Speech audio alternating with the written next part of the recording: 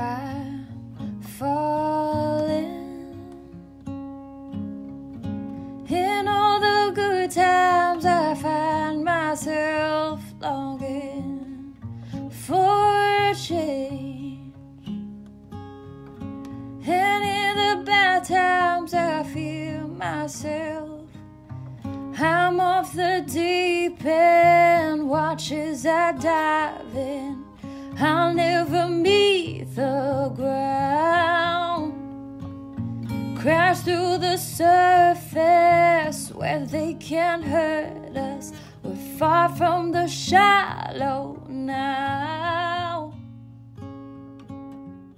Happy Thursday, everybody. Welcome back to another episode of Morning Coffee. Today, I want to talk to you about you and your fear.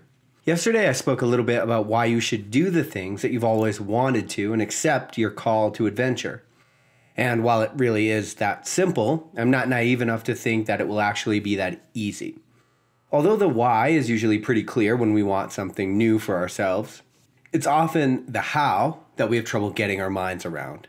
And that's because the second you think about what you might want to do, if that thing includes some sort of change, you can bet your ass that millions of years of evolutionary survival is going to come rushing into your mind and try to stop you. But just because we are wired for something doesn't necessarily mean that that thing actually serves us or our lives in any way. Because we've been forged to be weary of the unknown, but you'll have to overcome some of that wiring if you want your life to be a reflection of your desires and not your biological hardwiring. Because the reality is that when you think about what you want to do, your mind is scared. It sees what you want to do and it frames it in your mind as a wall. On the other side of that wall is everything you've ever wanted.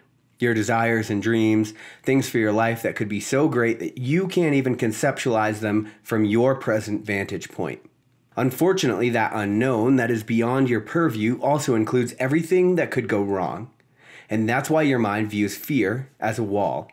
On that wall is written everything that could possibly go wrong and ruin your life, keeping you from the unknown. And we've been bred to be especially sensitive to negative outcomes because many negative outcomes were a showstopper for our race. Like the classic example is the rustling in the bushes.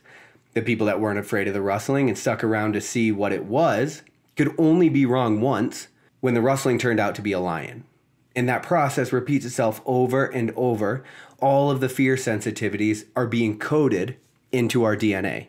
That's why if you show a baby a picture of a spider, they get scared even though they've never been exposed to a spider bite or aren't able to rationally explain where that fear is coming from. It's coded into their DNA. Coincidentally, that's also contributing to your own fear when you think about going out on a limb, even though you've never done it before. You know things could go wrong, and billions of people before you have been avoiding things that could potentially go wrong. And in our earlier years, the ones that didn't avoid them got wiped out of the race and did not pass on their DNA. One of the things that we really have to start figuring out how to get better at is acknowledging the fact that although fear sensitivities have been coded into us, they don't define us or any kind of outcome for our lives. In my experience, the best thing that you can do to quell the fears that pop up in your mind, creating a wall and effectively stopping you from the unknown that holds your happiness, is to start building out a case for yourself. And I do this with my clients a lot because you have to build out a case for yourself if you ever expect your rational conscious mind to believe what you want to do or that you're actually capable of doing that thing. Start looking at the fears from every allowable angle and see how they might be untrue, weak, or just plain fiction. The typical response to fear is one where we give fear all of the momentum. We look at how something goes wrong and then we either dwell on that or allow that to grow and become something it has no business becoming. We literally inadvertently build a case for the fear.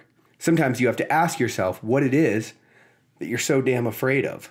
Sometimes you won't get an answer, which means you're most likely living with some kind of low-level anxiety and your problem isn't actually the thing that you think it is in the first place. But sometimes you have legitimate fears, and the best thing you can do is to start building out a case for why you are actually incredibly capable of getting over such fears, roadblocks, limitations, whatever that looks like. I know I had many fears about going into full-time entrepreneurship, but when I really dug into those fears, what I found was that I didn't have any particular fear at all. actually. Instead, I had a mindset issue that needed to be adjusted or dealt with. But you would be incredibly surprised at how quick fear loses its power and how quick that wall comes down as soon as you start digging into it and questioning it. My question for you today is, what are you so afraid of? You might find that if you can answer that question, there's much less fear there than you even imagined in the first place. And look, there is a ton of literature out there on how to deal with fear and how to get over it. And this is just one way that begins to strip it of its power. And in my life, it's been the most effective. So dig into these things that you're so afraid of that are stopping you from living the life that you actually want to be living. Because all of the things, the unknown that exists on the other side of it, could be so much more incredible than you have the power of conceptualizing. I say that a lot. That's because it's true. I love y'all. We'll chat tomorrow on Morning Coffee.